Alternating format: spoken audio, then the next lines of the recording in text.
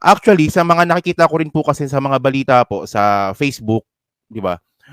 Palagi nilang binabanggit yung ₱20 na bigas na pangako daw po ni PBBM.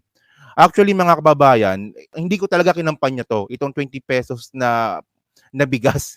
Hindi talaga kasi alam ko talaga na sobrang posible naman, posible pero sobrang hirap. Paano ko nalaman? Siyempre po, meron po akong taniman ng palay. Kaya alam ko po talaga na mahirap gawin ito. Not unless na magkakaroon po tayo ng isang magandang sistema na kailangan pa po itong indaan sa Congress. So ito si Bobong Lipunan, ginawan ko lang ng reference kasi parang gusto ko lang ipakita sa inyo na may mga tao pa rin po talaga na naghahanap po ng ₱20 na bigas. Actually mga kababayan kasi nung nakita ko naman po kasi yung sinabi ni PBBM nun, wala naman siyang pinangako. Wala naman siyang pinangako. Oh, yung sinabi niya lang, ito ay kanyang ambition. Parang vision niya in the future na gawing ₱20 yung bigas. Well, pangako man o hindi, syempre, ang gagawin naman ng mga anti-administration at saka ng mga anti-Marcos, eh talagang ulit-ulitin pa itong sinabi ni PBBM about sa ₱20 na bigas.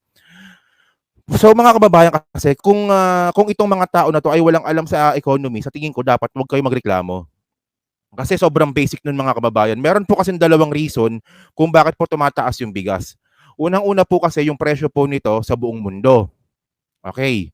At saka, syempre ito, pag presyo sa buong mundo, dahil nga po sa tumatanggap tayo ng bigas, apektado po tayo dito. So syempre, ang sunod ninyong tanong dito, agricultural country pa rin ng Pilipinas. Bakit kinukulang pa rin tayo ng supply ng bigas dito sa bansa natin? So meron din pong kinalaman dito yung rice tariffication law na ginawa po ni Cynthia Villar at saka pinirmahan ni dating Pangulong Duterte.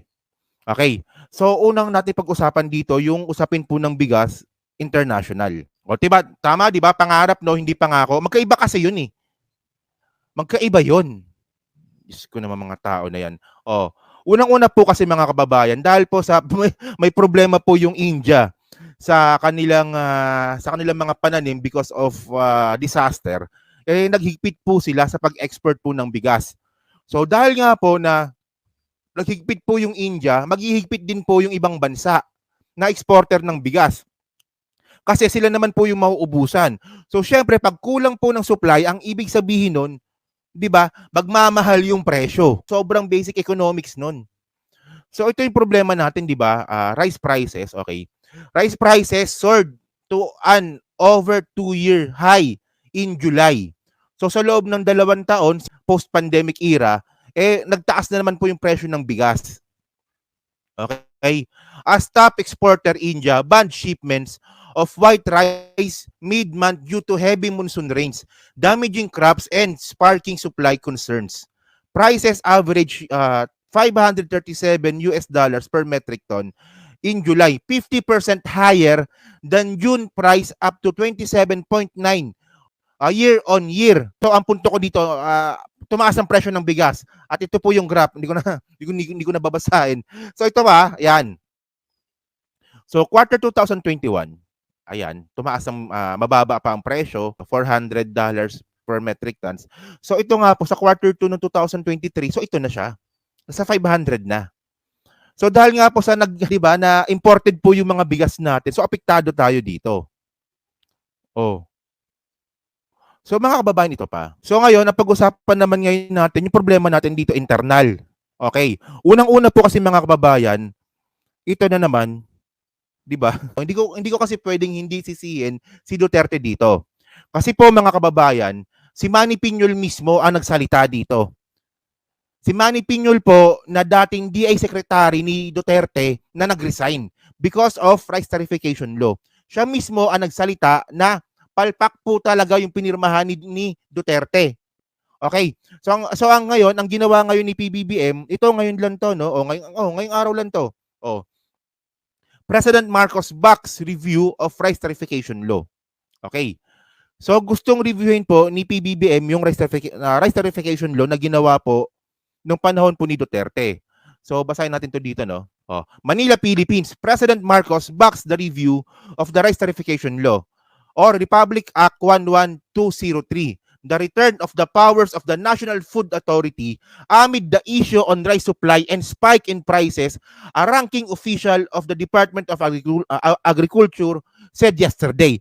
So mga kababayan, ito ang pinakamagandang gagawin ni PBBM kung ibabalik niya po sa NFA yung pag-supply po ng bigas. Ito po yung isa sa mga pinakapangit na ginawa po ni Duterte. Itong rice tarification law. Kasi mga kababayan dati, di ba? Dati po kasi kontrolado po natin yung mga supply ng bigas because meron pong NFA. Di ba? Meron pa namang NFA ngayon pero tinanggalan po kasi ng kapangyarihan yung NFA para po mag-imbak ng bigas from other countries. So ngayon, ang plano ngayon ni PBBM, ibalik ito sa NFA. To return the powers of the National Food Authority amid the issue of the rice supply spike on prices. So to return. Kasi nga po mga kababayan po kasi na dahil nga po sa binigyan nga po ng taripa itong mga negosyante, 'di ba? Sila po halos lahat yung nag-aangkat po ng bigas from other countries. So nawalan po ng kapangyarihan yung NFA dito. So ang ibig sabihin nun, kontrolado po ng mga negosyante yung mga pumapasok na bigas. Parang ganito kasi yan eh. Okay, ganito. Yung mga NFA po kasi, yung mga NFA po na yan, yung mga tauhan po dyan, mga expert po yan, mga nag-aral po yan, ayan po yung fields nila. For example, alam na po nila kung kailan magkakaroon ng shortage ng bigas. So napipredict na ng mga NFA yan dati. So ang ginagawa po ng NFA dati, kung alam na nga nila na malapit na maubos yung bigas, tiyempo yung mga yan kung kailan naman mura yung bigas para bumili sila ng bigas from other countries, din itatambak nila. So kapag nakaubusan na ng bigas from local farmers, ilalabas na nila yung mga bigas na nabili nilang mura noong mga panahon na yon. Pero yun nga mga kababayan, hindi po nangyari yan ngayon dahil po sa rice tarification law. Kasi po, mga negosyante po kasi ngayon yung mga nag-i-import ng bigas. So syempre kapag negosyante po yung nag-import po ng bigas from other countries, ang mangyayari po talaga nun, magiging negosyo po yan. So ang dapat lang po kasi gawin sa NFA nung mga panahon na yon at hanggang ngayon, dapat po ini-improve lang po or nire-regulate lang po yung NFA or binabantayan. Napakadaling gawin po nun kasi po government din po kasi yung NFA. Eh ngayon, mas mahirap bantayan ngayon kasi po mga negosyante yung mga nag-i-import ng bigas. So ngayon, kasalanan ba ni PBBM to? Hindi ito kasalanan ni PBBM. Kasalanan ito ni Maudigs. Ito lang kasi nga po mga kababayan, nagiging negosyo. Nagiging negosyo po kasi. At mga kababayan, okay lang sana kung ako lang nagsalita baka pwede niyong isipin na binobola ko lang kayo, pero ang problema po, 'di ba? Si Manny Piñol na rin po yung nagsalita. Ito Manny Piñol.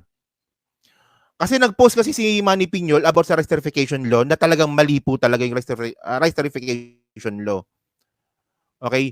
So ngayon, may nag-comment kasi dun sa post niya, ang tanong, my question Secretary Manny is, why did PRRD sign the rice tarification into law? He could have vetoed it. O dapat nga binito.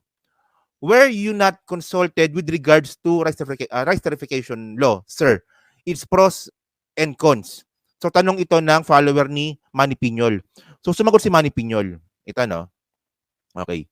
PRRD was misled by his classmate and Chief Economist Finance Secretary Carlos Dominguez. Yun ang problema doon.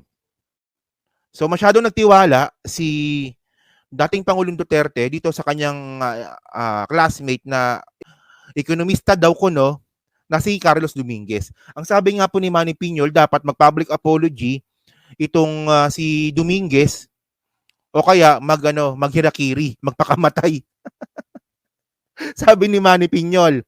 O mga kababayan, ito na naman po ang isang example ng pagkakamali ni Duterte na ginagawan po ng solusyon ngayon ni PBBM.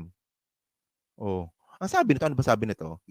Masyado si Kuya Mactan grabe na to. Nag-research ako and mga nadidiscover ngayon na dala tayo, yan, di ba? Welcome to the club. Welcome to the club. Dapat gawa tayo ng club, no? By the way, hindi naman ako DDS. Di ba? Ayun ang punto ko. So, isipin niyo mga kababayan, Mismong si Manny Piñol na mismo, yung secretary dati ng DA ang nagsasalita ngayon. At mga kababayan, isa rin po si Manny Piñol, no? Isa po sa mga dahilan ni Manny Piñol kung bakit po siya nag-resign dahil po diyan sa rice tariffication law po na yan na talagang tinututulan niya. Kaya nga ako mga kababayan, ako kung bababa si PBBM sa pagiging DA secretary, sa tingin ko much better na ibalik si Manny Piñol. Ako nga binoto ko nga 'to kinampanya ko pa nga 'to si Manny Piñol Oh. Kaya nga mga kababayan, sobrang bad trip ko rin po talaga sa mga bilyar. Bukod nga po sa dati nila akong empleyado, ngayon, kahit saan po ako magpunta, ay talagang sinusundan po ako ng anino ng mga bilyar. Kasi si Cynthia Villar po talaga yung pinaka-author nito, ng recertification law po na yan.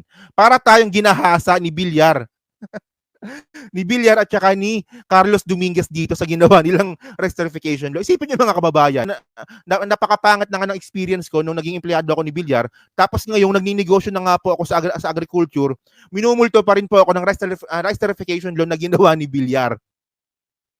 Di ba? Diyos ko.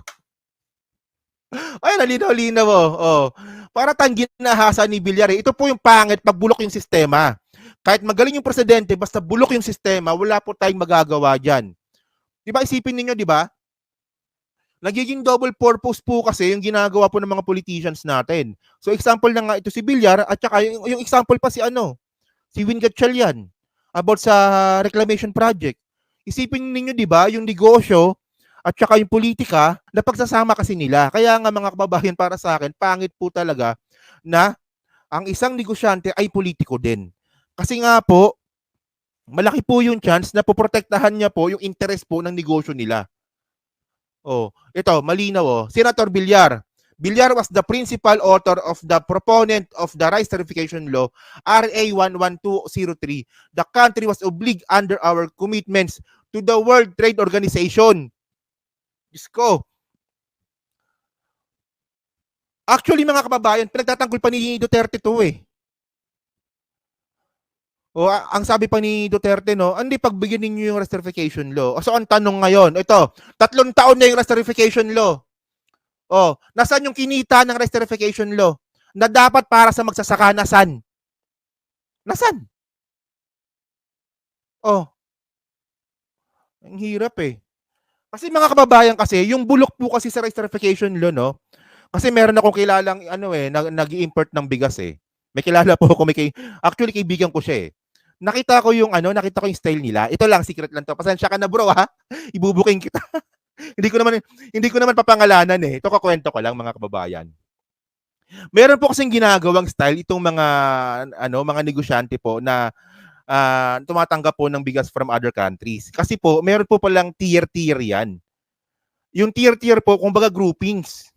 So, merong class A, class B, class C, class D na bigas. Tapos ngayon, ang ginagawa kasi nila, meron na silang kausap from the bansa kung saan nila kukunin yung bigas. And then, ang gagawin nila doon, di ba, kausap dyan na i-declare po nila na yung bigas po na parating sa Pilipinas ay low grade. Class D or class C. Pero class A naman po yung parating. So, syempre po, kung mababa po yung grade po ng bigas, mas mababa po lalo yung taripa. Di ba? Kinwento mo sa akin yan, So, ayun po yung problema sa recertification law. Nagugoyo din tayo mismo. Ayun ang bad trip doon, mga kababayan. Bad trip talaga. So, mga kababayan, ulitin ko lang. Dahil po dyan, sa kabulukan po ng recertification law, ito nang ginawa ni PBBM. Kumbaga sa baseball, sobrang strike na to, sobra na sa strike 3. Unang-una, yung relasyon natin sa China, 'di ba, na inaayos ni PBBM ngayon. Pangalawa, yung reclamation project. Pangatlo, recertification law.